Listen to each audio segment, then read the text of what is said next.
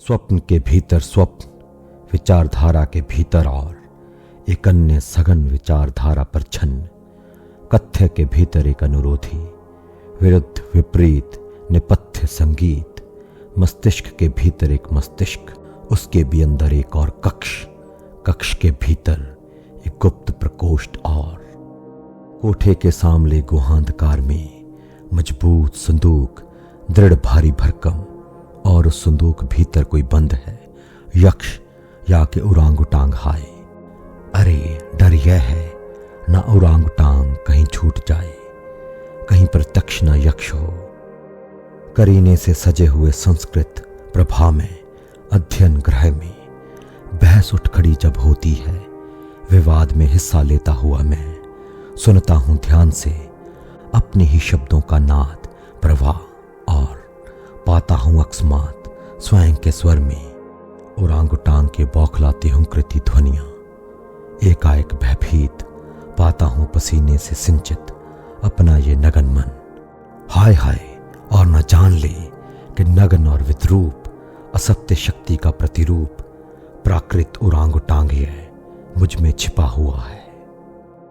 स्वयं की ग्रीवा पर फेरता हूं हाथ के, करता हूं महसूस एकाएक गर्दन पर उगी हुई सघन अयाल और शब्दों पर उगे हुए बाल, तथा वाक्यों में उरांगुटांग के बढ़े हुए नाखून। देखती है सहसा अपने ही गुच्छेदार मूंछ जो कि बनती है कविता, अपने ही बड़े बड़े दांत जो कि बनते हैं तर्क, और दिखता है प्रत्यक्ष बौना ये भाल और झुका हुआ माथा।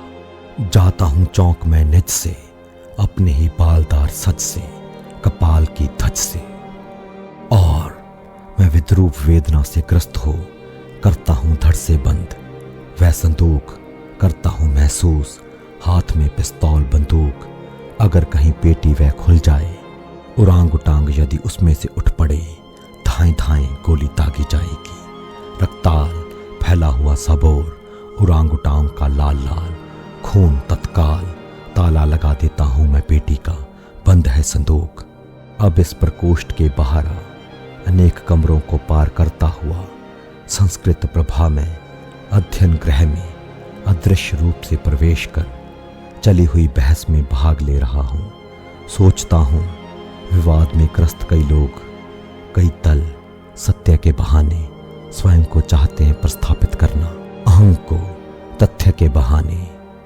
मेरी जीभ एकाएक ताल से चिपकती अक्ल क्षार युक्त सी होती है, और मेरी आंखें उन बहस करने वालों के कपड़ों में छिपी हुई सघन रहस्य में लंबी पूंछ देखती, और मैं सोचता हूं कैसे सत्य हैं, ढांक रखना चाहते हैं बड़े बड़े नाखून। किसके लिए हैं ये बाग नख, कौन अभागा वह